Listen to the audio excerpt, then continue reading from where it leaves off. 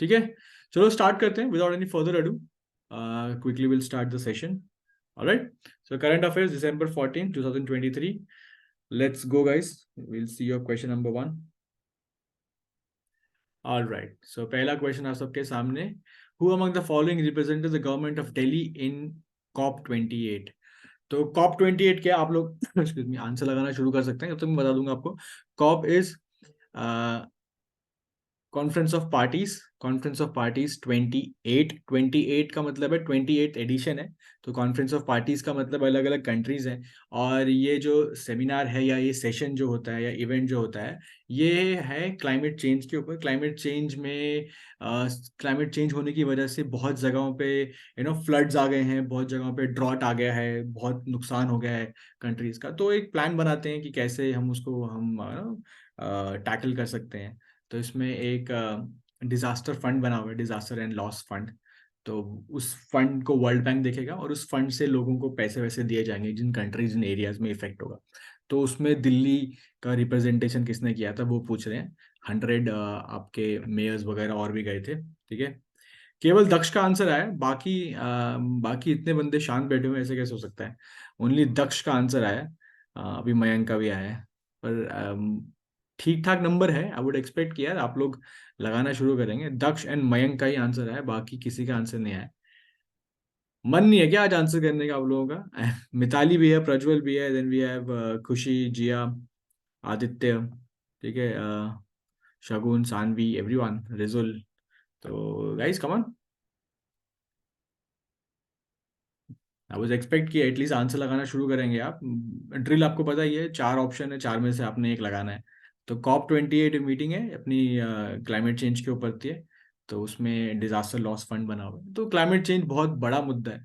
तो उस मुद्दे को कैसे टैकल करें, बिकॉज वो मल्टी फैसेटेड डायमेंशन है. तो अलग अलग, कहीं पे कुछ, कहीं पे कुछ, कहीं पे कुछ. तो we are trying to understand climate change कैसे हो रहा है, क्यों हो रहा है, और उस पर हमारे क्या प्रभाव पड़ रहे हैं. तो उसको मीट किसने, दिल्ली कैसे, किसने उसको हेड किया था. ठीक है, अरे Daksh, Mayank and Ishita, and then we have Prajwal and Sushant. 5 लोगों ने आंसर किया है. आई थिंक बाकी लोग इतना इंटरेस्ट ले नहीं रहे हैं. दैट इज वेरी सैड यार. कम ऑन यार. अगर क्लास में आए हो तो बिल्कुल पार्टिसिपेट करो. ABCD कुछ भी लगता है लगाओ. जितना लगाओगे पता ही है आपको, उतना अच्छा इन्वॉल्वमेंट बनती है, उतना अच्छा आंसर समझ में आते हैं. ठीक है, चलो मैं इसका आंसर बता रहा हूँ. COP28 जो मीटिंग हुई है उसमें जिन्होंने रिप्रेजेंट किया है दिल्ली की तरफ से, जिनको जिनको भेजा गया था, जिन्होंने दिल्ली को रिप्रेजेंट किया है, हाँ करेक्ट. तो आंसर बहुत लोगों ने लगाया है, ए आंसर लगाया है, ए आंसर. और किसी ने अरविंद केजरीवाल भी लगाया है, पर ये गलत है. करेक्ट आंसर है बी, रीना गुप्ता. तो ये आम आदमी पार्टी से हैं रीना गुप्ता जी, और इन्होंने रिप्रेजेंट किया है. बिल्कुल सही है Rijul. B is correct answer. ठीक है, रीना गुप्ता इज करेक्ट, उन्होंने रिप्रेजेंट किया है दिल्ली को. ऑलराइट, आई नो थोड़ा सा अलग क्वेश्चन था, थोड़ा सा ये क्वेश्चन भी समझ नहीं आया आपको, पर ठीक है, बात समझ में आ गई ना अभी, that is more important. Reena Gupta B. Let's see number next one है look east policy. Look east policy ये कब लॉन्च की थी? हाँ प्रज्वल, बिल्कुल सही बात है. ठीक है, जिनको पता है उनको पता है. ठीक है, तो लुक ईस्ट पॉलिसी की बात कर रहे हैं. गवर्नमेंट ऑफ इंडिया ने लुक ईस्ट पॉलिसी लॉन्च की थी. आपसे पूछ रहे हैं कि लुक ईस्ट पॉलिसी कब लॉन्च की थी.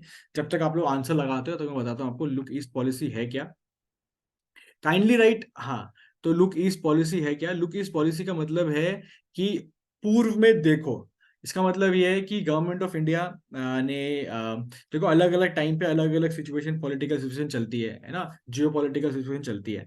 तो हमने बहुत सारा ध्यान, हमारा कहाँ चला गया था आज़ादी के बाद, हमारा बहुत सारा ध्यान कहाँ गया था, पाकिस्तान की तरफ गया था, इंग्लैंड की तरफ गया था, US की तरफ गया था. तो बाकी, लेकिन हमने ईस्ट में, अपने बिल्कुल पूर्व में अपने नेबर्स को नहीं देखा. तो लुक ईस्ट पॉलिसी जो लॉन्च की थी, उसका ऑब्जेक्टिव ये था कि जो हमारे आस पड़ोस के साउथ ईस्ट एशिया के जो हमारी कंट्रीज हैं, हमारा जो यहाँ पे कंबोडिया हो गया, लाओ हो गया, ठीक है, सिंगापुर हो गया, जो इस तरफ अपना थाईलैंड हो गया, अपना इंडोनेशिया हो गया. तो इन वाली कंट्रीज में हमने कभी ध्यान नहीं दिया. इनसे अपने रिलेशन अच्छे करने हैं, इनसे ट्रेड करो, इनसे बाकी चीजें करो, मिलिट्री अलायंस करो, तो इनसे दोस्ती करो.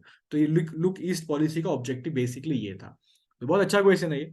और कब किया था ये आपसे पूछ रहे हैं. तो चलो, अभी बहुत बढ़िया आंसर्स आए हैं, अब अच्छे आंसर्स आए हैं, सबने लगाए हैं बढ़िया बढ़िया answers. Now that's more like it. Correct है यार, बहुत लोगों ने बहुत सही आंसर लगाया, and A answer is absolutely correct. Option A 1991 is correct. पुरानी बात है, काफी पुरानी बात है, पर ये बहुत अच्छा क्वेश्चन है। ठीक है, पॉलिसीज गवर्नमेंट की बहुत इंपॉर्टेंट है। तो लुक इस पॉलिसी 1991 में लॉन्च की थी, बिल्कुल एब्सोल्युटली करेक्ट। ठीक है, चलो आगे देखते हैं। लेट्स सी, बिल्कुल। Let's see number 2। इनमें से कौन सा रीजनल कॉम्प्रिहेंसिव इकोनॉमिक पार्टनरशिप एक एसोसिएशन है, इसका मेंबर नहीं है? ठीक है, अभी होता क्या है, रीजनल कॉम्प्रिहेंसिव इकोनॉमिक पार्टनरशिप, आपको ये समझ में आ गया होगा, something to do with economic, यानी something to do with trade. तो कुछ ट्रेड से लेकर बिल्कुल है। तो इसमें जो ये जो चीज है, इसमें क्या है, जितने भी साउथ ईस्ट एशिया के, जितने भी एशिया की कंट्री हैं, ठीक है, जितने भी एशिया की बड़ी बड़ी इकोनॉमीज हैं, सब इसका पार्ट है। चाइना पार्ट है इसका, इसमें ऑस्ट्रेलिया है, एशिया पैसिफिक, ऑस्ट्रेलिया भी पार्ट है इसका। ठीक है, जापान पार्ट है, साउथ कोरिया पार्ट है, इंडोनेशिया पार्ट है। तो ये सारी की सारी कंट्रीज इसका पार्ट है। आई थिंक मैंने सारा आंसर बता ही दिया, बाकी ऑप्शन सारे मैंने बता ही दिए, आप आराम से पकड़ लोगे। तो ये सारी की सारी कंट्री साथ में आती है और बोलती है कि हम आपस में ट्रेड करेंगे, और फिर वहां पे टैरिफ वैरिफ कम होगा, एक्सपोर्ट इंपोर्ट करेंगे। ट्रेड जितना ज्यादा होता है उतनी जल्दी इकोनॉमी बढ़ती है। आपके पास कुछ है जो मुझे चाहिए, मेरे पास कुछ है जो आपको चाहिए, आओ भाई ट्रेड करते हैं, इंपोर्ट एक्सपोर्ट करते हैं। लेकिन सब्सिडीज वगैरह थोड़ा साइड में करेंगे, फेयर्स को, टैरिफ को साइड में करेंगे, बिल्कुल ईजी बनाएंगे ट्रेडिंग करना, तो उससे फायदा होता है हर कंट्रीज को। तो आई थिंक मैंने तो आंसर बता ही दिया एक्सप्लेन करते करते, सबने पकड़ लिया होगा। हाँ बिल्कुल सही है, आपने बिल्कुल सही पकड़ा।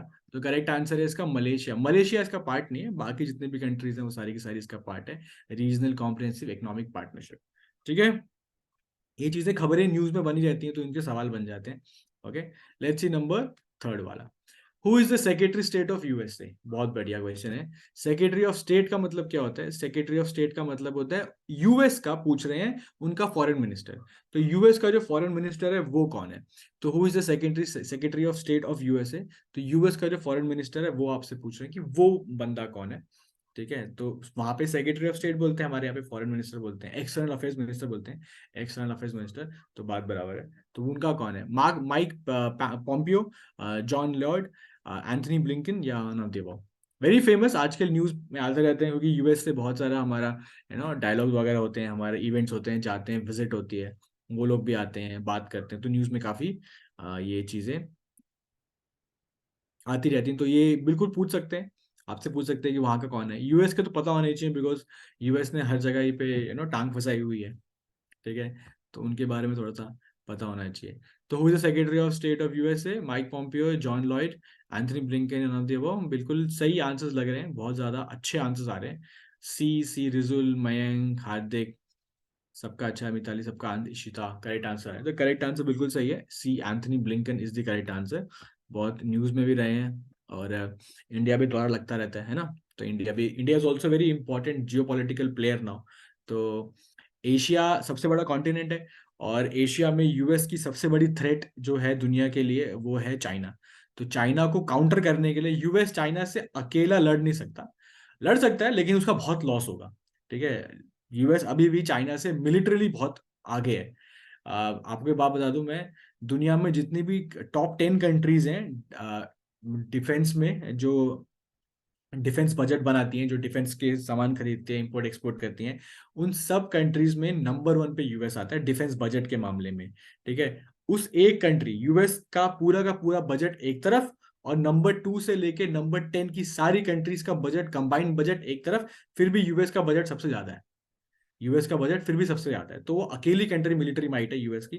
तो चाइना से काउंटर करने के लिए यूएस अकेले लड़ सकता है, लेकिन यूएस का भी लॉस बहुत होगा। तो इसलिए यूएस इंडिया को बहुत फेवर करता है, इसलिए आजकल फेवर करने लगा। ऐसे कहानी पहले नहीं थी, 1970s की कहानी बताइए, बांग्लादेश वाली, पहले ऐसी बात नहीं थी। तो अभी वो हमें बहुत फेवर करते हैं, ताकि हम चाइना को काउंटर करेंगे। तो वो बड़ा गेम खेल रहे हैं वो लोग। ओके, तो सेक्रेटरी स्टेट तो हमने देख लिया, बिल्कुल सही है, एंथनी ब्लिंकन इज करेक्ट, आपने सही बताया, सी पार्ट इज करेक्ट। ठीक है, चलो आगे देखते हैं, नंबर 4 पे आते हैं। Okay, good question. इनमें से कौन सी कंट्री के साथ अभी थोड़े टाइम पहले चाइना का कॉन्फ्लिक्ट था डोकलाम में? ठीक है, डोकलाम में कॉन्फ्लिक्ट था चाइना का। पाकिस्तान, चाइना, बांग्लादेश, या नेपाल, किसके साथ अभी डोकलाम में कॉन्फ्लिक्ट था हमारा? ठीक है, ये आपसे पूछ रहे हैं कि किसके साथ हमारा कॉन्फ्लिक्ट था। डोकला, मैं बता दूं आपको, डोकला में एक जगह है, और इसमें डायरेक्टली हमारा हमारा कॉन्फ्लिक्ट नहीं है, ये एक जगह है जिसके लिए चाइना और भूटान के बीच में कॉन्फ्लिक्ट है।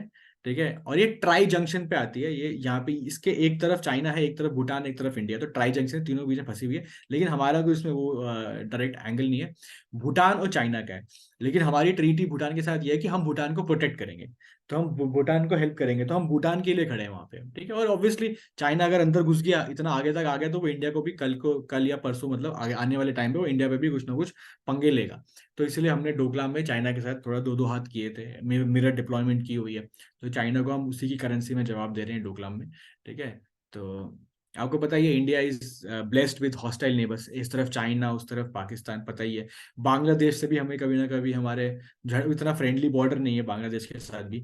नेपाल के साथ भी हमारा कभी वैसे फ्रेंडली बॉर्डर, लेकिन थोड़ा डिस्प्यूटेड है कुछ एंगल, कुछ रीजन है हमारे, कुछ एरियाज उत्तराखंड में, वहाँ पे भी नेपाल क्लेम करता है उनको, ठीक है। तो इंडिया के थोड़ा सा, श्रीलंका के साथ भी हमारा हो गया था, मालदीव के साथ पता ही है आजकल जो मोहम्मद मुइज़ वहाँ पे। तो इंडिया का जो नेबरहुड है वो थोड़ा सा अभी गर्म हुआ होगा, तो शांत करने की जरूरत है उसको।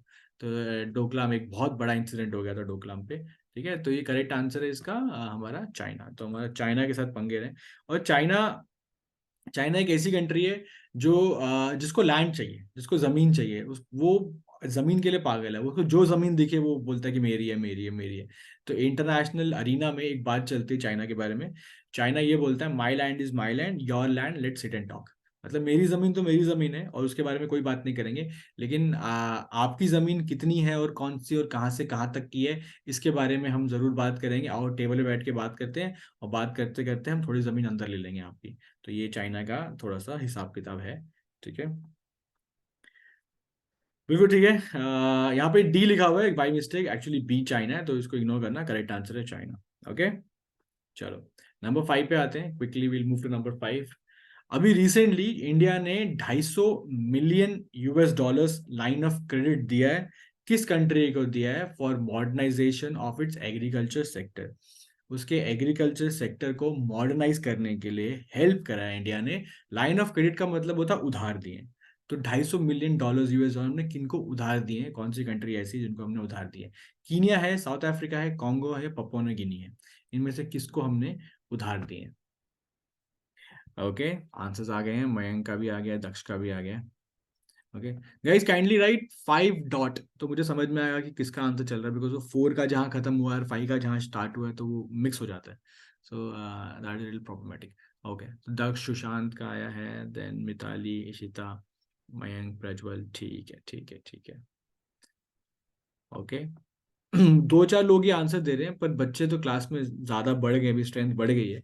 तो आई वुड एक्सपेक्ट कि बाकी जो भी आए हैं वो भी सिर्फ बैठ के, कंबल में बैठ के आप है ना कॉफी लेके एंजॉय कर रहे हैं, तो क्लास में पार्टिसिपेट भी करो, एबीसीडी लगा दो, कोई चक्कर नहीं है, कोई सही गलत का हिसाब नहीं है, बस participate in the class, have fun in the class.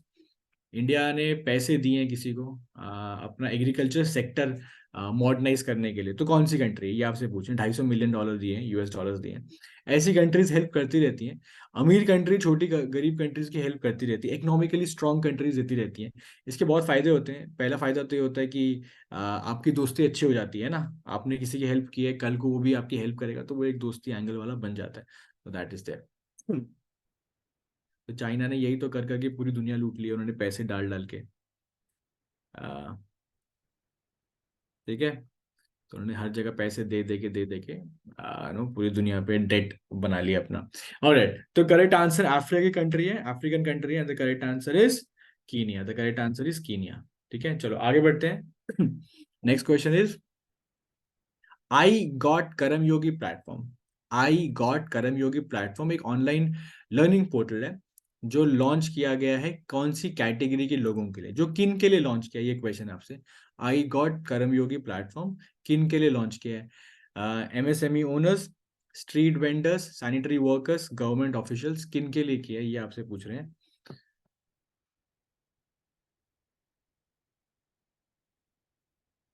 Okay, ठीक है, मयंक का आ गया, प्रज्वल का भी आ गया, ईशिता का भी आ गया, शगुन का भी आ गया, बहुत बढ़िया।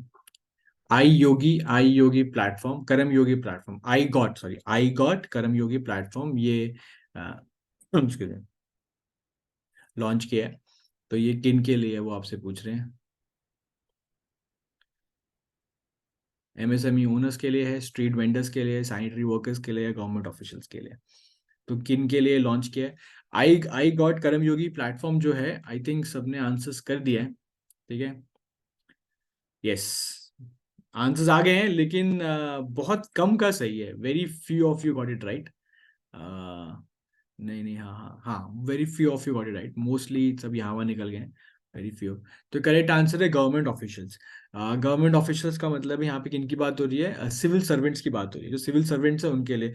और ये आई गॉट कर्मयोगी प्लेटफॉर्म पे एक सिविल सर्वेंट की जो क्वालिटीज है, जो उसके एट्रीब्यूट्स हैं, उसको और रिफाइन करने के लिए और डिफाइन करने के लिए चीजें, नेटवर्किंग के लिए थोड़ा सा मतलब आप अपने काम को और अच्छे से लोगों तक पहुंचा पाए, तो उनके लिए कुछ क्वालिटीज या कुछ स्किल्स आपको चाहिए, तो वो स्किल जनरेशन या स्किल्स एनहांसमेंट वाले इस पे पूरी की पूरी बातचीत है, ठीक है। तो वैसी चीजें लिखी हुई है इसके ऊपर। तो ये गवर्नमेंट ऑफिशियल सिविल सर्वेंट्स के लिए आई गॉट कर्मयोगी प्लेटफॉर्म, ठीक है। Government officers, correct. Let's see number 7।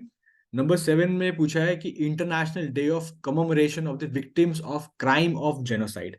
तो जेनोसाइड के विक्टिम कि उनके लिए इंटरनेशनल डेट बनाइए, डे बनाया, कौन सा वाला डे? 5 दिसंबर, 9 दिसंबर, 19 दिसंबर या 4 दिसंबर? तो इनमें से कौन से वाला दिसंबर है जो victims of crime of genocide उनके लिए है? इंटरनेशनल डे कौन सा वाला है? कोई भी लगा दो, A B C D, जो अच्छा लगे आपको। और जो भी आंसर है जो बताऊंगा थोड़ी देर में मैं आपको आंसर, वो वाला day also is the day for international day against corruption. तो इंटरनेशनल डे अगेंस्ट करप्शन और international day of commemoration of victims of crime of genocide दोनों एक ही दिन आता है। वो डे कौन सा है वो मैं बताऊंगा आपको थोड़ी देर में, पहले एक बार आप आंसर लगा लीजिए। ओके, ठीक है। ये वाला तो बहुत सही लगाया आप लोगों ने, यह वाला सबका सही है, ये वाला सबका ही सही है, एक दो को छोड़ के, बाकी मोस्टली सबका ही सही है। Everyone is getting it right, yes, everyone is getting it right. सिर्फ वन और टू छोड़ के बाकी सबका सही आ रहा है। और बाकी लोग जो बैठ के देख रहे हैं, अगेन रिक्वेस्ट करूंगा, लगाओ यार, लगाओ, फ्रंट फुट पे खेलो, A B C D जो लगता है लगाओ, कोई टेंशन नहीं है। लगाओगे तो मजा आएगा आपको, ठीक है। गलत सही तो बात की बात है, ये क्लास हमेशा सीखने के लिए होती है, तो आप जरूर सीखिए। श्रवण का आया, बहुत बढ़िया, ठीक है। गाइस, जो करेक्ट आंसर है वो है ऑप्शन, कौन सा वाला ऑप्शन है? आपने बिल्कुल सही लगाया बहुत लोगों ने, option B. Option B, 9 December is absolute. तो 9 दिसंबर इस वाले के लिए भी हो गया, और 9 दिसंबर डे अगेंस्ट करप्शन के लिए भी हो गया, तो दोनों के लिए एक ही डे है, 9 दिसंबर। Okay, let's see the next one. Number 8 पे आता है, यस। नए भारत का सामवेद, नए भारत का सामवेद, ये बुक किसने लॉन्च किया? नए भारत का सामवेद, ये बुक किसने लॉन्च की है? पहले मैं बताता हूं आपको इस बुक के अंदर है क्या। इस बुक के अंदर है स्पीचेस। ये it is a compilation of speeches, it is a compilation of speeches of a very prominent political leader, ठीक है। तो उन्होंने जो भी स्पीचेस दी हैं पार्लियामेंट के अंदर, उन सबका एक कंपाइलेशन बना है इस बुक के अंदर। और इस बुक को लॉन्च किसने किया वो बताना है आपको। मैं बता देता हूँ आपको किसकी स्पीचेस है इनके अंदर, इस बुक के अंदर। इस बुक के अंदर है जो हमारे देश के प्रधानमंत्री जी हैं, PM नरेंद्र मोदी जी, उनकी स्पीचेस का कंपाइलेशन है इस बुक के अंदर, ठीक है। तो उन्होंने जो जितने भी स्पीचेस दिए हैं संसद के अंदर, उनका कंपाइलेशन इस बुक के अंदर है। आपको ये बताना है कि इस बुक को लॉन्च किसने किया है, ठीक है। ये बात आपने बतानी है। आंसर्स आ गए हैं, बहुत बढ़िया आ गया है, ठीक है। ओके, हार्दिक, ईशान, रिजुल, अस्मित, दक्ष, प्रज्वल, शगुन, ठीक है ठीक है ठीक है, बहुत के बढ़िया आंसर आए हैं, सुशांत, इशिता, लेनोवो, श्रवण, ठीक है। मोस्टली सही है, मोस्टली सही है, सही आंसर लगा रहे हैं मोस्ट बच्चे, ठीक है। तो तो दोबारा बताता हूँ, नए भारत का सामवे जो एक कंपाइलेशन ऑफ स्पीचेस ऑफ हमारे देश के प्रधानमंत्री नरेंद्र मोदी जी, उनकी स्पीचेस का कंपाइलेशन है। आपने बताना है लॉन्च किसने की है बुक। तो ये बुक लॉन्च की है हमारे देश के पूर्व राष्ट्रपति, हमारे देश के पूर्व राष्ट्रपति, जो कौन है? रामनाथ कोविंद जी, रामनाथ कोविंद जी, इन्होंने लॉन्च किया वो बुक, ठीक है। ये बुक उन्होंने लॉन्च किया इस, लेकिन बुक में है क्या? बुक में मोदी जी की स्पीचेस का कंपाइलेशन है जो पार्लियामेंट में थी, ठीक है। कंफ्यूज मत होना, एग्जाम में अगर ये क्वेश्चन आता है, बिकॉज अच्छा क्वेश्चन है, अभी रिसेंटली हुआ है, तो आप ये मत सोचना कि यार मोदी जी ने लॉन्च किया, उनकी स्पीचेस है, लेकिन पूर्व प्रधान राष्ट्रपति जी है, उन्होंने लॉन्च किया, ठीक है। तो दोनों सा नाम थोड़ा कंफ्यूज मत करना। नंबर 8 हो गया, नंबर 9 पे आते हैं। ओके, IISER भोपाल, ठीक है, ये इंस्टीट्यूट है, इसने इसके रिसर्चर्स ने पहला जीनोम सीक्वेंसिंग की है किसकी? पहली जीनोम सीक्वेंसिंग की है किसकी? पीपल की है, बैनियन की है, जामुन की है, नीम की है, किसकी की है? जीनोम क्या होता है? जीनोम जीनोम होता है जैसे हम हर इंसान, देखो आप मैं हर इंसान अलग है ना? मतलब उसका जो फिजिकल एट्रीब्यूट है, रंग हो गया, हाइट हो गया, हेल्थ हो गया, शक्ल हो गई, वगैरह वगैरह, ठीक है? तो हर चीज का एक एट्रीब्यूट अलग है। तो जेनेटिक मटेरियल जो होता है, जो इन्फॉर्मेशन अबाउट अ पर्सन, ठीक है, जेनेटिक्स उसका जो कंपाइलेशन है, जो इन्फॉर्मेशन स्टोर का होती है, उसे कहते हैं जीनोम। तो genome is everything about a person, जो उसकी जेनेटिक इन्फॉर्मेशन है वो जीनोम होती है। तो जो ऑप्शंस है, इनमें से किसी एक का जेनेटिक इन्फॉर्मेशन डिकोड कर दिया, सीक्वेंसिंग निकाल दिया, अच्छा ये इसके अंदर होता है, इन चीजों से ये बना है, ठीक है? तो वो कौन सा है, वो पूछ रहे हैं आपसे। अब आंसर्स आ गए हैं, आंसर्स आ गए हैं, ठीक है। सही लग रहा है, सही लग रहा है, काफी लोगों का सही आंसर लग रहा है। मयंक, दक्ष, खुशी, इशिता, हार्दिक, देखो शगुन सबका सही है, प्रज्ञा सही है, करेक्ट आंसर लगाया, काफी लोगों ने बढ़िया आंसर लगाया और बहुत क्विक आंसर लगाया। That is very nice. तो आई होप समझ में आ गया होगा कि क्वेश्चन क्या है, ठीक है? फर्स्ट जीनोम सीक्वेंसिंग का मतलब है सबसे पहले जेनेटिक कि पीपल है या बैनियन है या जामुन या नीम जो भी है, तो उसका एक्चुअल में वो बना ऐसा क्यों बना है, उसके अंदर सीक्वेंसिंग क्या है, उसकी जेनेटिक इन्फॉर्मेशन क्या है, ठीक है? अगर वो पता लग गई तो you can always clone it, no duplicate it. तो करेक्ट आंसर है, बड़ा ही टेस्टी सा फ्रूट होता है ना? आप समझ में आ गए, एक ही है इनमें से, जामुन। आई एम श्योर सबने खाया होगा जामुन, ठीक है? तो यस, तो जामुन इज द करेक्ट आंसर। और यस, तो जामुन इज द करेक्ट आंसर, और जामुन की सीक्वेंसिंग कर ली है। Alright, first time in India. Okay, number 10 पे आते हैं। ओके, ये साइंस एंड टेक से क्वेश्चन है। IBM releases first ever 1000 qubit quantum chip called। तो एक क्वांटम चिप 1000 क्यूबिट्स की हो गई है। क्यूबिट का फुल फॉर्म होता है क्वांटम बिट। क्यूबिट का फुल फॉर्म होता है क्वांटम बिट, और 1000 क्यूबिट की है। देखो excuse me, आपको ये मालूम है, कंप्यूटर्स होते हैं जैसे नॉर्मल लैपटॉप है, हमारे हमारे मोबाइल डिवाइसेस हैं, उसकी सर्टेन कंप्यूटिंग पावर है। लैपटॉप की उससे ज्यादा कंप्यूटिंग पावर है, हाई एंड लैपटॉप से उसकी और भी ज्यादा कंप्यूटिंग पावर है। तो कम, तो सबसे टॉप का जो कंप्यूटर है जिसकी कंप्यूटिंग पावर सबसे ज्यादा है, we all know it is a super computer, है ना? सुपर कंप्यूटर होते हैं। और सुपर कंप्यूटर्स बड़े बड़ी कैलकुलेशन करने के लिए काम आते हैं, जैसे कि फॉर एग्जांपल अगर यहाँ से चांद पे हमने भेजना है स्पेसक्राफ्ट, मार्स पे भेजना है, तो कैलकुलेशन होती है बहुत सारी, तो वो करते हैं। वेदर फोरकास्टिंग होती है कि 2024 में कितनी अच्छी रेनफॉल होगी इंडिया में, ठीक है? इंडिया में मानसून डिपेंडेंट एग्रीकल्चर होता है, तो कितनी अच्छी वर्षा होगी, कितना ज्यादा पानी गिरेगा, वगैरह वगैरह। तो वो सब तो बड़ी बड़ी वेदर फोरकास्टिंग के लिए, वगैरह वगैरह। तो कुछ बड़ी बड़ी चीजों के लिए we need high end computers, they are called super computers. तो 1000 क्यूबिट, तो क्वांटम चिप, क्यूबिट जो अभी बन गए हैं, जो क्वांटम चिप बन गई, ये वाली कंप्यूटिंग चिप, ये वाली क्वांटम चिप, जो कैलकुलेशन सुपर कंप्यूटर्स को करने के लिए कहीं 100 साल, कहीं 1000 साल लगते हैं, अगर लग सकते हैं, तो ये उसको छट से कर देगी। मतलब सुपर कंप्यूटर्स को भी 1000 साल लग रहा है जिस जिस चीज को अचीव करने के लिए, ये क्वांटम चिप उसे जल्द से जल्द कर देगी। तो ये फायदा है, ठीक है, 1000 क्यूबिट्स होने का क्वांटम चिप का। तो quantum chip is a quantum leap, ये एक बहुत ही नई चीज आ गई है आईटी की दुनिया में या कंप्यूटर्स की दुनिया में, ठीक है? और ये साल बड़ा ही क्रांतिकारी रहा है, बिकॉज एआई भी आ गया है, ये क्वांटम चिपें भी आ गई हैं, और अभी आप देखोगे आने वाले टाइम पे बहुत ज़्यादा नई नई एडवांस चीज़ें आने वाली हैं जो हमें अभी पता भी नहीं है। और ओके, ठीक है। तो करेक्ट आंसर, बहुत लोगों ने बहुत अच्छा आंसर लगा। आई होप समझ में आ गया होगा क्वेश्चन कि ये मतलब किस डायरेक्शन में बात कर रही है क्या चीज़, ठीक है? तो the correct answer is option A, Condor. Condor is the name of the quantum 1000 bit qubit quantum chip, ठीक है? सो प्रज्ञा ने मेरे से क्वेश्चन पूछा है, प्रज्ञा पांचला ने क्वेश्चन पूछा है। Good evening sir, how to start GK, there are so many information to learn. Yeah बिल्कुल सच बात है, there so much information to learn, बहुत कुछ है याद करने के लिए। पर अच्छी बात है कि सब कुछ याद भी नहीं करना। सो आपने करना है क्या है, वो बहुत लिमिटेड है। अगर सब कुछ करने जाओगे तो खो जाओगे, कभी भी नहीं होगा सब कुछ। तो you have to keep your basics बिल्कुल स्ट्रेट और बिल्कुल कम रखने हैं, कि ज़्यादा पंगे लेने भी नहीं है। सबसे पहले जो क्लास में हम जीके शीट्स कराते हैं, दैट इज़ वन, वो आपने रेगुलर रिवाइज करते रहना है। उसके बाद जो मैं ये क्लास में, ये जो फ्राइडे फ्राइडे हमारी क्लास होती है, तो वीक में जो एक बार हमारी क्लास होती है, इसमें जो क्वेश्चंस मैं देता हूँ ये आपने ज़रूर रिवाइज करने हैं, ठीक है। हर हफ्ते ये आते रहते हैं, तो ये रिवाइज ज़रूर करना है। उसके बाद इतना करने के बाद जो एवरीडे 5 है करंट अफेयर्स आती हैं, वो आपने ज़रूर करना है।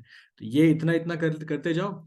और जब आप क्रैश कोर्स में आओगे, है ना, अप्रैल में जब आप दोबारा आओगे, तब हम जो शीट्स करेंगे क्लास में, तो वो तब करनी है। और जब क्लास में आओगे तब मैं आपको और कुछ चीज़ें बताऊंगा, तब आप और भी ऐड कर लेना। लेकिन फिलहाल आप इतना इतना करते हुए चलो, ठीक है, क्योंकि अभी मेन टाइम ये करने के लिए नहीं, मेन टाइम सीबीएसई करने के लिए। तो अभी मेन टाइम वहाँ पे, और जीके को ज़्यादा टाइम देना ठीक भी नहीं है, ज़्यादा देना दिया मत करो। बिल्कुल कट टू कट दिया करो, लेकिन रेगुलरली दिया करो। रेगुलरली दोगे तो चीज़ें बन जाती हैं। लंबा लंबा नहीं बैठना है, ठीक है, रेगुलर बैठना है, हो जाएगा। ठीक है, जितना मैंने बताया अभी फिलहाल उतना ही आप कीजिए कीजिए, वहां से स्टार्ट कीजिए। और वहां से स्टार्ट करने के बाद हम फिर आगे बढ़ेंगे, है ना। ठीक है, तो नंबर 10 हो गया।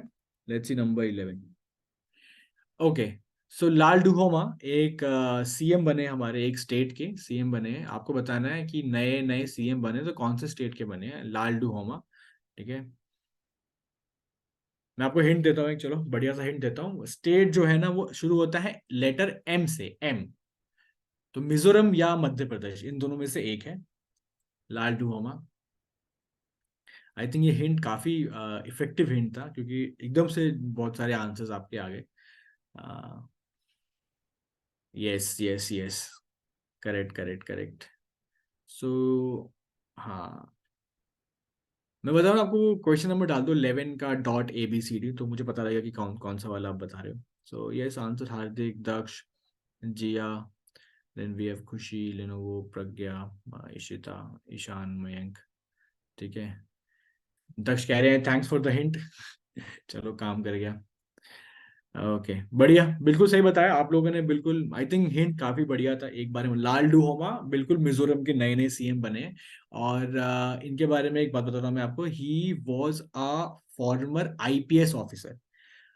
ही इज अ फॉर्मर, ठीक है, वो पुराने, पहले उनका जो पॉलिटिकल करियर स्टार्ट होने से पहले he was an IPS officer, he was an IPS officer. ठीक है, तो वहां से रिजाइन करने के बाद then he got into politics, and then आज ये सीएम बने मिजोरम स्टेट के। ठीक है, चलो आगे क्वेश्चन बढ़ रहे हैं, लेकिन आप मुझे आगे बढ़ने से पहले मिजोरम स्टेट के का कैपिटल बताओ। मिजोरम स्टेट के का कैपिटल बताइए फटाफट, तो हम आगे बढ़ते हैं। मिजोरम, ठीक है। Okay, okay, so okay, India में एक Indian art architecture and design biennial, ये एक नया चल रहा है 2023। आपको बताना है कौन सी सिटी होस्ट कर रही है, कौन सी सिटी होस्ट कर रही है। हाँ, यस यस यस, बिल्कुल सही है। दक्ष और प्रज्ञा का आ गया है कि आइजवाल आंसर है, बिल्कुल सही बात है, मिजोरम का आइजवाल है, बिल्कुल करेक्ट है। बाकी ये वाला क्वेश्चन ये है कि एक इवेंट है, Indian art architecture and design biennale 2023, ये आपने बताना है कि ये कौन सा वाले शहर इसको होस्ट कर रहा है। Which city is hosting it, which city is hosting the event. ठीक है, which city is hosting the event. बहुत बढ़िया। ये वाला क्वेश्चन का तो मेरे ख्याल से एक भी गलत नहीं है आंसर, सारे बंदे, एक आध का गलत हो गया यहाँ पे, पर मोस्टली मैक्सिमम सबका करेक्ट है। तो वो जो करेक्ट आंसर है वो बिल्कुल सही बताया आपने, it is obviously option B, Nai Delhi. Yes, सही है, बिल्कुल new Delhi is the correct answer. तो नया ये Indian architecture, art and design के लिए शुरू हुआ है, जो दिल्ली में है। ठीक है, तो ऐसे क्वेश्चंस आते हैं, होस्ट किसने किया है, वेन्यू क्या था, ये वो, तो बहुत सारे हो जाते हैं, क्योंकि हम काफी टाइम से कर रहे हैं। तो हर हफ्ते हर महीने कुछ ना कुछ होते रहते हैं। तो इनके नोट्स अगर रेगुलरली बेसिस पे आप रिवाइज करते रहेंगे तो इतना परेशान नहीं करेंगे एंड में। अगर आपका रिवीजन ही मुश्किल से एक बार हुआ या एक बार भी नहीं हुआ, तो ये बाद में फिर सब सेम लगेंगे। अच्छा, दिल्ली भी लग रहा है, बैंगलोर भी लग रहा है, वहां भी कुछ हुआ था, वहां भी कुछ हुआ था, तो सब याद आता है एग्जाम में। तो इसीलिए जीके ऐसे ही करना है, इसमें रिवीजन ज्यादा रखना, थोड़ा थोड़ा थोड़ा थोड़ा थोड़ा। तो इससे बात बन जाएगी। ज्यादा हैवी अगर रखोगे, मतलब ज्यादा सोचोगे ये भी कर लें वो भी कर लें, तो कुछ हाथ में नहीं आता। Slow and steady wins the race, चीजें कम रखो लेकिन रिवीजन पक्का रखो। ठीक है, चलो नेक्स्ट वाली बात करते हैं। US food and drug administration, FDA, तो उसने एक ट्रीटमेंट अप्रूव किया है। वो ट्रीटमेंट जो होता है ना, वो क्रिस्पर नाम की एक जीन एडिटिंग टेक्नोलॉजी होती है, उसके बेस पे वो होता है। आपको बताना है कि कौन से डिसीज के लिए किया है। जब तक आप लोग डिसीज का नाम बता रहे हो, मैं आपको बताता हूँ क्रिस्पर क्या होता है। देखो, आ, जैसे हमने जीनोम वाले क्वेश्चन में डिस्कस किया था, आप मैं हम सब में एक ना एक फिजिकल एट्रीब्यूट है, कुछ ना बहुत सारे फिजिकल एट्रीब्यूट्स हैं हमारे। हाइट, वेट, है ना, वो सब जो चीजें होती हैं जो हर इंडिविजुअल अलग बनता है, और वो हमें अपने पेरेंट्स से मिलता है, जीन्स, राइट। तो बहुत टाइम हम सबको पता है कि कुछ फैमिलीज में कभी कभी we have seen some individuals have genetic disorders, है ना, कुछ बीमारियां होती है जो जेनेटिकली होती है, जैसे जेनेटिकली ट्रांसफर हो जाती हैं। For example high BP, diabetes, है ना, ऐसी कुछ जो बोलते हैं यार ये तो फैमिली में चलता है। कैंसर कभी कभी होता है किसी किसी फैमिली में, तो कैंसर के चांसेस हो जाते हैं इतनी सर्टन एज के बाद में ना। मेरे पापा को था, मम्मा को था, उनकी दादा दादी, तो फैमिली से आता रहता है, तो वो फिर आपके आने के चांसेस ज्यादा हो जाते हैं उस केस में। तो जो क्रिस्पर है ना, क्रिस्पर क्रिस्पर एक टेक्नोलॉजी है। ये क्या करता है, ये जब छोटे बच्चा होता है, बच्चा जब पहले वो अपना बर्थ से पहले, तो ये जीन क्या करता है, जीन ना, ये क्रिस्पर क्या करेगा, ये वो जो जीन जो होते हैं, ठीक है, जो स्ट्रैंड्स होते हैं जो कैंसर में बाद में तब्दील हो सकते हैं, जो डायबिटीज कर सकते हैं, जो आपको जेनेटिक डिसऑर्डर की तरफ आगे धकेल सकते हैं, उनको काट के हटा देते हैं। उनको उनको नम कर देते हैं, उनको डिस्ट्रॉय कर देते हैं, उनको इनएक्टिव कर देते हैं। ठीक है, तो ये क्रिस्पर वो टेक्नोलॉजी है। तो एक बहुत ही पेनफुल डिसीज होता है। आई थिंक आंसर देख लेते हैं एक बार, आंसर डिस्कस करने से पहले। करेक्ट है, हार्दिक, शगुन, बहुत बढ़िया। सुशांत, यस, प्रज्ञा, बहुत बढ़िया। तो ये तो बहुत बढ़िया आंसर लगाया आपने, बिल्कुल सही लगाया सबने। तो ये आंसर है sickle cell disease. Sickle cell disease, तो ये बहुत ही पेनफुल डिसीज होती है, और ये डिसीज होती है ब्लड की। It's a blood disorder.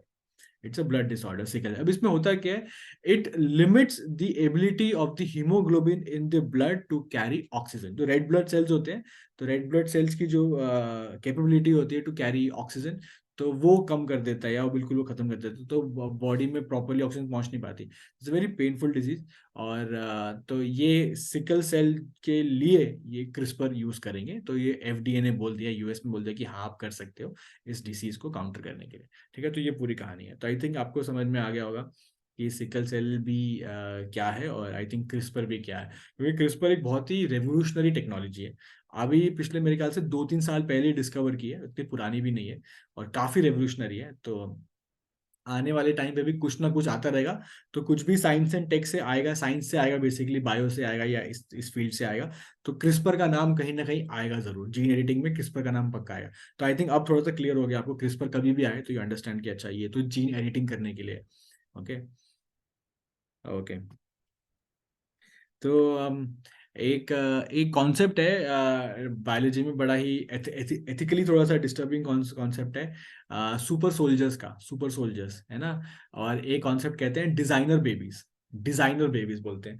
तो आप अब जब आपके हाथ में क्रिस्पर टूल आ गया, तो जीन आप एडिट कर लो, तो आप बच्चा ऐसा ऐसा प्रोड्यूस करो कि जिसकी हाइट इतनी हो, जो हेल्थ में ऐसा हो, जो दिखने में ऐसा हो। आप एक एक चीज उसकी आप बचपन में, या मतलब बर्थ से पहले ही आप उसको एडिट कर सकते हो। सुपर सोल्जर्स क्या है कि ऐसे इंसान बनाओ जो एक आगे जाके फौज में भर्ती हो, और वो एक सुपर सोल्जर, मतलब उनकी हिट लेने की ताकत, या उनके ना बोन बहुत डेंसिटी हाई कर देंगे ताकि फ्रैक्चर ना हो, या उनको फिजिकल पेन कम हो ना हो, तो उनको बिल्कुल सोल्जर बना देंगे पहले से ही। तो वो सब चीजें भी अनएथिकली दुनिया में आप समझ सकते हो रही होंगी कहीं ना कहीं, क्योंकि ये टूल ऐसा मिल गया है सबको। ठीक है, तो ये भी एक डिबेट चल रही थी कि क्रिस्पर आ गया, अभी क्रिस्पर भी आ गया, एआई भी आ गया, अब आने वाले टाइम पे तो इमेजिनेशन ही आपको कहाँ से कहाँ ले जाएगी। ओके, सो 13 हो गया। 13 का आंसर देखते हैं, सिकल सेल है। Let's see the number 14 one. Okay, तो 14 पे आते हैं। आई थिंक ये तो मुझे बताने की जरूरत ही नहीं है, क्वेश्चन देखते ही आई थिंक ये सबसे जल्दी वाला होना चाहिए क्वेश्चन। ये सबसे आसान में से एक है। आसान में से एक क्या, आई थिंक यही आसान है सबसे। इससे इजी क्वेश्चन मेरे ख्याल से पूरे आज आपको नहीं मिलेगा। मोटा मोटा पूछ रहे हैं गरबा कहाँ से है। गरबा कहाँ से, ये आपसे पूछ रहे हैं। असम, गुजरात, वेस्ट बंगाल, केरला, गरबा कहाँ से, ये आपसे पूछ रहे हैं। तो आई थिंक ये तो हर कोई बता ही देगा। इसमें I don't think, no brownie points for guessing the answer. That's Garba is from, yes, everyone knows it, and I am sure सबका आंसर भी सही होगा। Let's take a look. सबका सही है, as expected, everyone is correct. So correct answer 14 Garba is of course and of course Gujarat. Yes, Gujarat is the correct answer. तो obviously B part Gujarat से.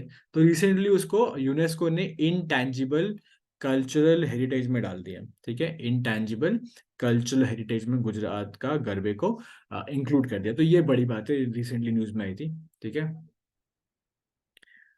Okay okay. आपसे मिनिस्ट्री का नाम पूछ रहे हैं. Which union ministry recently launch Harit Sagar guidelines. Harit Sagar guidelines were launched by which ministry. Okay.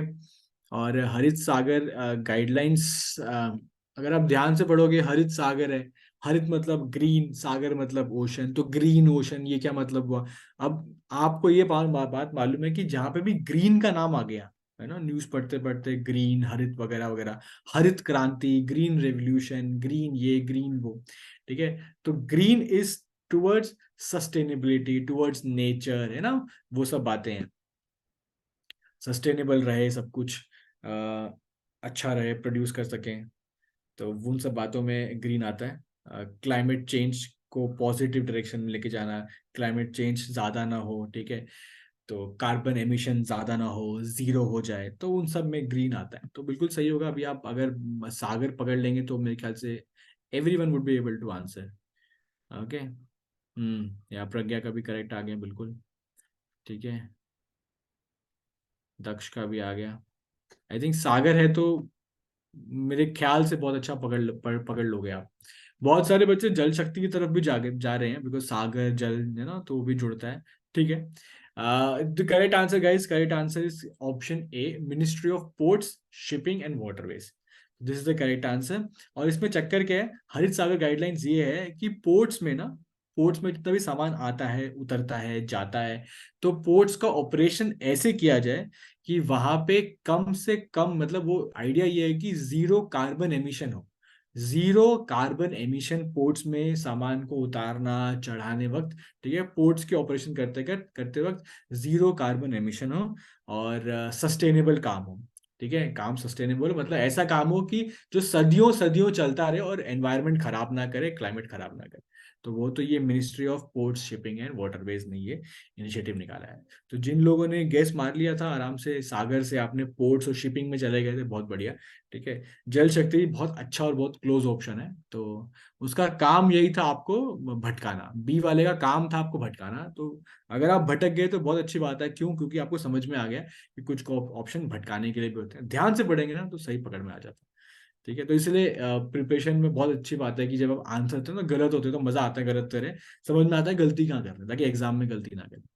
ठीक है, चलो तो अभी इसका आंसर देखते हैं. ए पार्ट बिल्कुल सही है. 16 पे आते हैं. As per S&P global ranking, which Indian insurer is the fourth largest insurer based on reserves in the world. तो दुनिया का फोर्थ लार्जेस्ट इंश्योरर एक इंडियन कंपनी है, और which is based on the reserve, कितना पैसा है उनके पास. ठीक है, उनका रिजर्व कितना बड़ा है, उस बेसिस पे है. तो वो पूछ रहे हैं कि कौन है, क्या है, NIA है या फिर UIIC है या LIC है. ओहो, आंसर आ गया. प्रेजेंट करो, आपने देखा नहीं है, जिसने नहीं देखा आंसर आ ही गया, सबके सामने दिख ही गया है. चलो कोई बात नहीं, दिख गया तो ठीक है, कोई बात नहीं है. तो करेक्ट आंसर है, यस करेक्ट आंसर है LIC. सबसे बड़ी है, इंडिया की, और दुनिया की 4th नंबर पे है. Life insurance corporation. ठीक है, जिंदगी के साथ भी जिंदगी के बाद भी इनकी टैगलाइन रही है, ये पता ही है आपको. ठीक है, और यस, तो life insurance company, life insurance corporation of India, LIC, तो दुनिया का. और LIC के वैसे आप देखना चाहो तो आपको लगता है कि इंश्योरेंस करते हैं, लेकिन इनके ना एसेट्स बहुत सारे, इनकी बहुत बड़ी बड़ी बिल्डिंग्स हैं, इनके बहुत प्रॉपर्टी है, not just in India but also abroad. तो लंदन वगैरह में, US वगैरह में उन्हें बहुत प्रॉपर्टी है, तो इनका दैट वे इनका एसेट्स बहुत बहुत ज्यादा है, बहुत स्ट्रॉन्ग कंपनी है दैट वे. नंबर 17 पे आते हैं. आई थिंक ये तो कॉमर्स वाले बच्चे आराम से बता देंगे. इंडिया में फिस्कल पॉलिसी कौन बनाता है?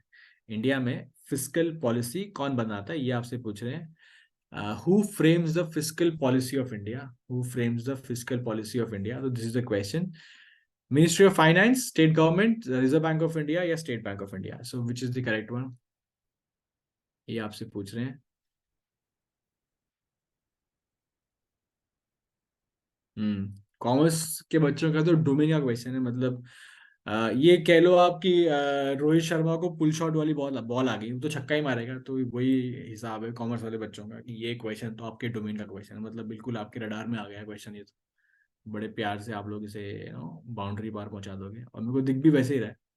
17 क्वेश्चन का लाइन में सही आंसर आया, एक आध बंदे का यहाँ वहाँ हो गया, एक आध बंदे का, पर मेजरली सबका सही है, मेजरली सबका सही है।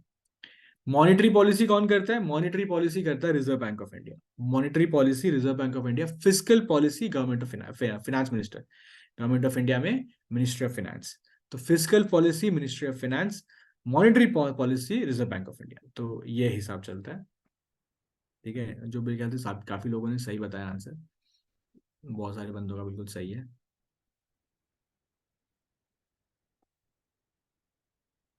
18 पे आते हैं। क्वेश्चन पूछ रहे हैं कि वर्ल्ड बैंक की रिपोर्ट है, उसके अनुसार इंडिया का रैंक कितना है परचेजिंग पावर पैरिटी में? परचेजिंग पावर पैरिटी में इंडिया का रैंक कितना है? What is the rank of India, what is India's rank in terms of purchasing power parity, PPP? इसमें इंडिया का क्या लग रहा है आपको, क्या सिक्स्थ होगा, फिफ्थ है, नाइन्थ है, या थर्ड है? अगर ऑप्शन में फर्स्ट होता आप साफ मना कर दें, नहीं नहीं, इंडिया का फर्स्ट तो नहीं हो सकता है ना, because we are Indians and we know India better. But इन चार में से एक है, थर्ड है, फिफ्थ है, सिक्स्थ है, या नाइन्थ है? जो भी answers are flowing in, so Ishita, Mayank and Hardik, तीनों का आंसर आ गया है, और तीनों का आंसर बिल्कुल करेक्ट है। तीनों का आंसर बिल्कुल करेक्ट है। अच्छा, दक्ष का भी आ गया, जिया का भी आ गया है। ओके, जिया का भी करेक्ट है। ओके, बाकी लोग अभी भी सोच रहे हैं कि इंडिया की परचेसिंग पावर पैरिटी में इंडिया का रैंक क्या हो सकता है। ये आप लोग सोच रहे हैं, बढ़िया दिमाग लगा रहे हो, लगाते रहो, और टाइप करते रहो, कोई टेंशन नहीं है, डाल दो आंसर एक आध। जितने बच्चे क्लास में उतने तो उसका 50% तो आंसर आए। ठीक है, आई अंडरस्टैंड, बहुत सारे बच्चे आंसर नहीं लगाते हैं, बस खाली बैठ के देखते रहते हैं, सुनते रहते हैं। टाइप कर दिया करो एक आध, क्या जाता है आपका, उससे ना पार्टिसिपेशन हो जाता है और कुछ नहीं है। और जिस क्वेश्चन में आप अपने आप को इन्वॉल्व करते हैं वो क्वेश्चन, आप ये समझो, ये बात याद रखना कि आप प्रैक्टिस के लिए आए हो यहाँ पे, आप कुछ सीखने आए हो यहाँ पे, आप कुछ आंसर्स मतलब पॉइंट्स लेने नहीं आए। It's not about right wrong की कोई बात ही नहीं है, वो तो एग्जाम में होगा। आप बस लगाओ आंसर। बहुत बढ़िया, खुशी सुशांत का भी आंसर आ गया। चलो अभी आंसर रिवील करते हैं। दुनिया की रैंकिंग में वर्ल्ड बैंक रिपोर्ट 2023 के अनुसार इंडिया का रैंक परचेजिंग पावर पैरिटी में, पीपीपी में, रहा है तीसरे नंबर पे, थर्ड नंबर पे हमें। नंबर वन पे आपको लग रहा है यूएस होगा, यूएस नहीं है, चाइना नंबर वन पे। तो चाइना नंबर वन, और अपना US number two, and then we are on number three. तो परचेजिंग पावर पैरिटी में we are on number three. और what is the rank of India in global GDP? तो GDP का क्या क्या rank है हमारा? जीडीपी में we are fifth largest GDP. ठीक है, ग्रॉस डोमेस्टिक प्रोडक्ट में we are fifth largest in the world, और इसमें we are third largest, third number पे है। ठीक है, सो that is a big achievement for us. और भी आगे जाना है, बिकॉज हमारे पास लोग बहुत ज्यादा हैं, वी ऑल नो, हमारे यहाँ पे अर्बन रूरल डिवाइड बहुत ज्यादा है ना, उसको कम करना है। और बहुत सारे लोगों को हमने पॉवर्टी से बाहर निकाला था सक्सेसफुली, गवर्नमेंट ने बहुत अच्छा काम किया था। लेकिन कोविड ने ऐसा काम किया है कि बहुत सारे लोग वापस पॉवर्टी में चले गए इंडिया में, so that is very unfortunate, है ना। नंबर 19 पे आते हैं। In which of this city COP28 held? अभी जिसकी बात हमने थोड़ी देर पहले स्टार्टिंग में की थी, फर्स्ट क्वेश्चन ही था मेरे ख्याल से, रीना गुप्ता वाला, कि वो कहाँ COP28 में कहाँ किसको रिप्रेजेंट किया था दिल्ली से। तो COP28 जो conference of parties climate change वाली, वो ना बताया था मैंने स्टार्टिंग में, तो इसकी एक्चुअली मीटिंग कहाँ हुई थी, ये एक क्वेश्चन है। तो this was held in like in big city. Paris, New York, Kyoto, Dubai, कहाँ पे हुआ था ये आपको बताना है। COP28 पेरिस, न्यूयॉर्क, क्योटो या दुबई, इनका इन चार में से एक जगह है, कौन सी वाली है? अगर मैं आपको एक हिंट दूंगा, मेरे ख्याल से वो हिंट पूरा आंसर बता ही देगा। सो मिडिल ईस्ट में जगह है, चलो बता दो। बिल्कुल सही है, देखो ईशिता का आ गया, दक्ष का आ गया, इनके आंसर्स पक्का आ गए, मयंक का आ गया, प्रज्ञा, बिल्कुल सही है। बिल्कुल सही लगाया आप लोगों ने। दुबई, यस, खुशी का भी आ गया, Dubai is the correct answer. Dubai में हुआ था मीटिंग, ठीक है, हार्दिक का भी आ गया, दुबई में बिल्कुल मीटिंग हुई थी, COP20 कॉन्फ्रेंस ऑफ पार्टीज, ठीक है, याद रखना। और और ट्राई करना कि रिवीजन थोड़ा सा देखो, अभी फर्स्ट अटेम्प्ट में क्वेश्चन समझ में आते हैं, सेकंड बार जो रिवाइज करोगे थोड़ा जल्दी हो जाएगा, थर्ड टाइम और जल्दी हो जाएगा। तो हमारी कितनी सारी क्लासेस हमारी स्टार्टिंग से हो रखी है, तो यूट्यूब पे सारी क्लासेस पड़ी हुई हैं। तो आई वुड रिक्वेस्ट यूट्यूब पे चले जाना, IMS दिल्ली UG चैनल का नाम है, फास्ट फॉरवर्ड कर लेना और सारे के सारे आंसर्स देखते जाना, ठीक है। That way it will help you. अभी मत करना, जब बोर्ड्स खत्म हो जाए उसके थोड़ा बाद शुरू कर देना, ठीक है। दुबई से करेक्ट आंसर। ऑल राइट, चलो, I think this was the last question, this was the last question. और अभी फटाफट रिवाइज करते हैं, एक बार रिवीजन करते हैं, 19 to 1 जाते हैं फटाफट, and then will end this session. चलो, क्विक क्विक रिवीजन पे आते हैं। In which of following city COP 28 बिल्कुल अभी किया, आंसर है दुबई, ठीक है। COP 28 जो है वो दुबई में हुआ है। अब साथ बैठ के ना बस बोलते रहो, ठीक है, जहां बैठे हो वहां बोलते रहो। COP 28 की मीटिंग दुबई में हुई है। वर्ल्ड बैंक के अनुसार इंडिया के परचेसिंग पावर पैरिटी में इंडिया का थर्ड रैंक है, फर्स्ट पे चाइना है, सेकंड पे US है, तीसरे पे हम है, ठीक है। और फिजिकल पॉलिसी इंडिया में कौन बनाता है, कौन फ्रेम करता है, मिनिस्ट्री ऑफ फाइनेंस फ्रेम करती है। मॉनेटरी पॉलिसी कौन फ्रेम करता है, RBI फ्रेम करता है, ठीक है। 16 पे आते हैं, दुनिया में S&P ग्लोबल रैंकिंग के हिसाब से largest insurer based on reserves, fourth largest insurer based on reserve India में से कौन सा है। इंडिया का लार्जेस्ट है, दुनिया का चौथा लार्जेस्ट है, वो है लाइफ इंश्योरेंस कॉर्पोरेशन, ठीक है, LIC। हरित सागर गाइडलाइन ये किसने निकाली है, ये ministry of port shipping and waterways ने इन्होंने निकाली है। गरबा जो है वो कौन से स्टेट का है, जिसको अभी रिसेंटली यूनेस्को ने कल्चरल इंटेंजिबल कल्चरल हेरिटेज का दर्जा दिया है, लिस्ट में इंक्लूड किया है, वो है गुजरात का गरबा, ठीक है।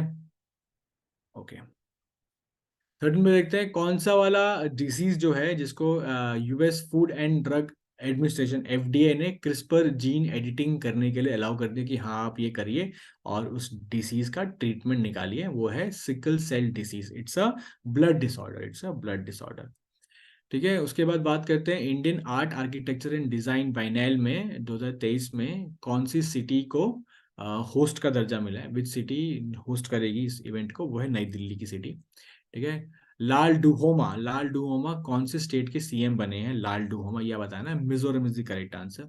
IBM ने रिलीज किया है 1000 क्वांटम चिप, इसका नाम क्या है, कॉन्डोर नाम रखा है इसका, CONDOR, ठीक है। और ये अपना सुपर कंप्यूटर से भी कहीं कहीं कहीं गुना तेज है। AAISER रिसर्च, भोपाल रिसर्चर्स ने पहला जीनोम सीक्वेंसिंग निकाली है, आपको बताना है कि वो पहली जीनोम सीक्वेंसिंग किसकी कर दी इन्होंने। पीपल बैनियन जामुन या नीम, तो करेक्ट आंसर है जामुन, जामुन की कर दी सीक्वेंसिंग पहली। नए भारत का सामवेद ये नई बुक लॉन्च किसने की है, रामनाथ कोविंद ने लॉन्च की है, ठीक है। International day of commemoration of victims of crime and genocide ये कब मनाया जाता है या ऑब्जर्व किया जाता है, 9 December, which is also international day against corruption. तो दोनों का एक ही दिन है। सिक्स से बात करते हैं, आई गॉट कर्मयोगी प्लेटफॉर्म जो है ये किस कैटेगरी के लोगों के लिए लॉन्च किया गया है, ये गवर्नमेंट ऑफिशियल्स और स्पेसिफिकली सिविल सर्वेंट्स, ठीक है। पांच पे बात करते हैं, किस कंट्री को इंडिया ने 250 मिलियन US डॉलर का क्रेडिट दिया है, उधार दिया है, ताकि वो अपना एग्रीकल्चर सेक्टर को मॉडर्नाइज कर ले, और आंसर है कीनिया। कीनिया को दिया है पैसा, अफ्रीका में है। डोकला में कॉन्फ्लिक्ट हुआ था तो कौन सी कंट्री के बीच में था, इंडिया के साथ और चाइना, ठीक है। भूटान उनका बेसिक है, हमने फिर उनको सपोर्ट किया है, भूटान को, हम भूटान को सपोर्ट करते हैं, ठीक है। ट्रीटी है हमारी उनके साथ कि हम बचाने आएंगे आपको। नंबर 3 पे आते हैं, सेक्रेटरी ऑफ स्टेट US का कौन है, एंथनी ब्लिंकन है, कौन है, एंथनी ब्लिंकन है, ठीक है। नंबर 2 पे बात करते हैं, regional comprehensive economic partnership, RCEP, ये किसका है, कौन सी कंट्री इसमें नहीं पार्ट है, इस ग्रुप में कौन सी कंट्री नहीं पार्ट है, चाइना, जापान, मलेशिया, इंडोनेशिया, तो आंसर है मलेशिया, मलेशिया इसका पार्ट नहीं है, ठीक है। The last one, look east policy जब लॉन्च हुई थी तो कब लॉन्च हुई थी, 1991 में लॉन्च हुई थी लुक ईस्ट पॉलिसी, जहाँ पे साउथ ईस्ट में इतनी भी कंट्री है हमारी साउथ ईस्ट एशिया में, उनकी तरफ दोस्ती का हाथ बढ़ाना, उनसे ट्रेड करना, कुछ रिश्तों में गर्माहट लेके आना, ठीक है, ताकि कल को हम काम आए तो वो भी हमारे काम है, तो वो टाइप हमने वो बिल्कुल इग्नोर कर दिया था उनको, तो वो ना करें। अब लास्ट क्वेश्चन है, वो ये है कि COP 28 में गवर्नमेंट ऑफ दिल्ली को किसने रिप्रेजेंट किया था, और जो करेक्ट आंसर है वो है रीना गुप्ता, ठीक है। तो यहाँ पे एंड करते हैं, आई होप आपको काफी समझ में आया होगा। ये मैं भेज दूंगा PDF, आपने कुछ नहीं करना, बस रिवाइज करना है, ठीक है, रिवाइज करते रहना और बस धीरे धीरे काम बन जाएगा, but focus on your CBSE a lot, ठीक है गाइज। चलो, मिलते हैं अगली क्लास में नेक्स्ट वीक। ठीक है, चलो guys, take care, bye bye everyone, bye bye bye bye.